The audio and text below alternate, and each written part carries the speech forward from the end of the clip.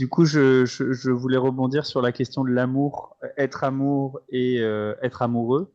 Je me pose la question de l'amour avec un grand A dans une relation amoureuse avec un petit a. Mais c'est très juste ce qu'a dit notre ami là tout à l'heure. Entre être amoureux et être amour, si vraiment ça prend sens en toi, ton identité, que l'amour c'est ta nature propre, hein, ben, c'est fini, tu vas plus la chercher ailleurs. Ta nature d'amour, elle va bien sûr s'exprimer dans ta vie manifestée, mais ce vécu propre à l'amour de l'amour, lui, il ne dépend de rien, il ne dépend pas de l'autre, hein. Donc c'est une qualité intérieure qui se dévoile, hein, et, et les choses s'arrêtent là, hein.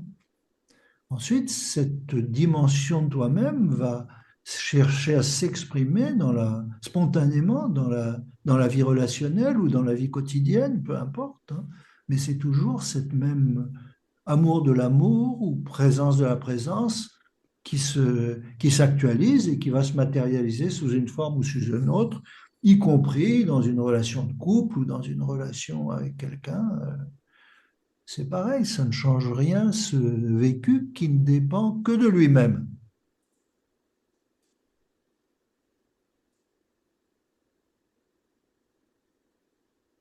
Alors que l'état amoureux, c'est un vécu qui est relatif, qui va dépendre des circonstances, hein.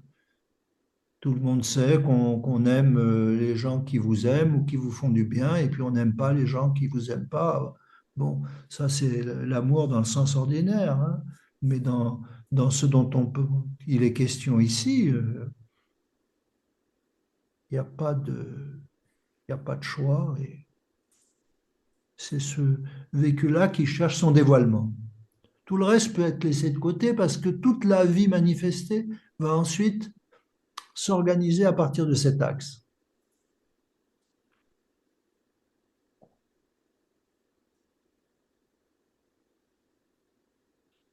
Jean-Marc, bonsoir. Ouais, ouais, bonsoir.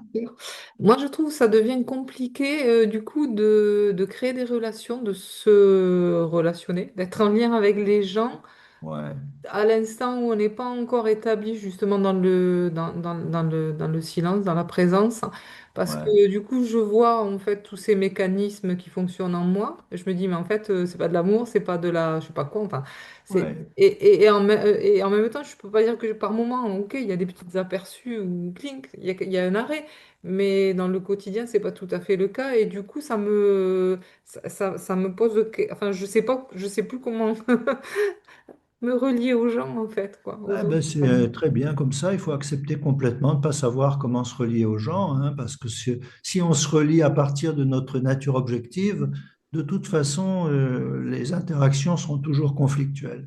Donc on accepte qu'on ne sait pas du tout. On est comme un petit bébé, un petit enfant innocent, on ne sait pas.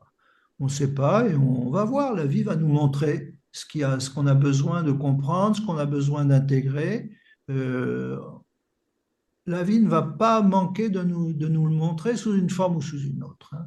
Donc on fait confiance complètement que l'existence tout entière est là pour permettre ce dévoilement. Et ensuite, on ne sait pas quel va être le scénario, comment il va se mettre en place, mais l'essentiel, c'est de garder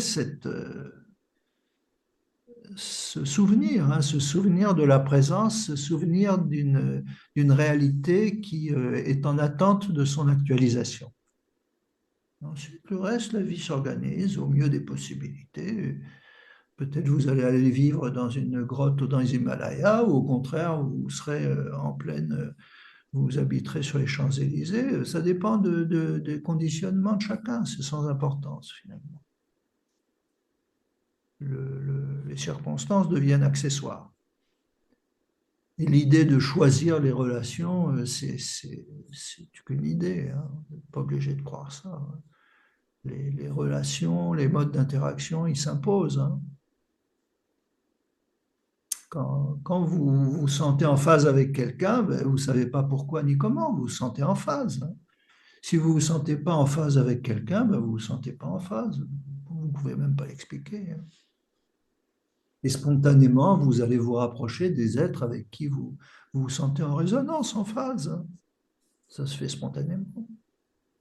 Mais du coup, ça pose une seconde question qui est celle de ce qu'on appelle, entre guillemets, je sais pas, ouais, le besoin de relation, le besoin d'amour, parce que du coup, par exemple, je ressens ce besoin-là, mais en fait, du coup, je sais même plus vis-à-vis de moi à moi comment gérer ce truc-là. C'est parce Eh que ben voilà, c'est parfait comme ça. Vous acceptez de pas savoir, de pas savoir. Déjà, on prend conscience de ce que l'amour n'est pas, c'est déjà beaucoup. C'est-à-dire quand on est dans la demande, dans l'attente, je t'aime si, bon, bah, vous avez compris que ça n'a rien à voir avec l'amour, hein, les conditions, hein, quand il y a des conditions qui sont posées. Donc, vous restez face à l'inconnu. Vous acceptez de pas savoir qu'est-ce que c'est l'amour, mais ça, il y a une ouverture qui va vous permettre que la compréhension en vous va mûrir à son rythme. Ça infuse. Ça infuse et ça va euh, colorer votre qualité d'interaction avec le monde. Ça va lui donner une qualité particulière. Parce que vous ne fonctionnerez plus sur un mode exclusivement réactif. Je me sens seul, je me sens vide, je cherche à combler ce vide, cette solitude. Bon, on connaît tous ce réflexe, hein, mais là, c'est autre chose qui se cherche, hein. C'est une dimension de vous-même qui est complète, qui est sans demande et sans attente, qui cherche à s'actualiser, qui est déjà là, mais elle cherche à s'actualiser.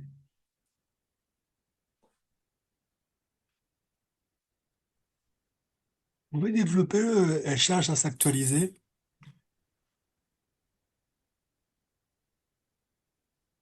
Tant que notre attention est projetée dans le monde phénoménal, la présence et la lumière qui éclaire le monde phénoménal est ignorée. Quand l'attention revient à la lumière qui éclaire le monde phénoménal, ben, la conscience, la présence qui éclaire le monde phénoménal devient une évidence. C'est ça l'actualisation. Donc, c'est pour ça que d'une manière ou d'une autre, l'attention va devoir revenir à son point de départ. Sinon, ben, elle reste toujours projetée là-bas.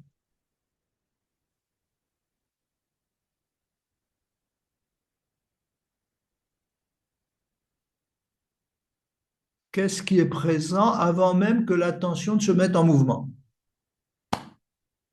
Ah, vous nous invitez souvent à demeurer, quand je vais faire la phrase, c'est pas ça. Explorer la dimension qui bouge pas en vous. Ah, comment vous le dites? Ah, Oui, ce qui la est dimension. en dehors du changement, ce qui est en dehors du changement. Et je savais pas ce que c'était jusqu'à en faire l'expérience. Et en fait, c'est les vacances du mental, du personnage qui croit à son histoire. Ouais. Alors justement, ça a été vu à la grâce de. Il y a certainement il y a certainement moyen d'accélérer euh, ce lâcher prise de cette idée de moi-je. Vous êtes pressé? Oui, franchement, je suis pressé quand justement j'ai des idées qui reviennent où je me dis c'est pas moi, c'est comme une émotion, c'est des vagues, mais bon, c'est chiant quand ça revient. Et là, avec votre présence, ou quand je discute avec DJ Vex, par exemple, mais à distance, une fois par mois, là, ben, je me rends compte que à force, cette idée de moi-je, elle peut être vraiment déconstruite jusqu'au bout. Bon, là, vous m'invitez à méditer et au silence, et ça, c'est clair que le mental égo, il aime pas. Donc, je suis content d'avoir cette voix, merci. Et les perceptions. Repartir dans la perception directe et non pas l'histoire que je me raconte. Parfait. Mais ouais, bon, mais merci, mais j'aimerais que ça infuse plus vite quand même. Vous voyez que c'est encore une attente qui est encore un objet d'écoute, donc prenez conscience, ah ben tiens, il y a encore une attente qui est là. Restez tranquille et laissez cette attente se résorber à son rythme.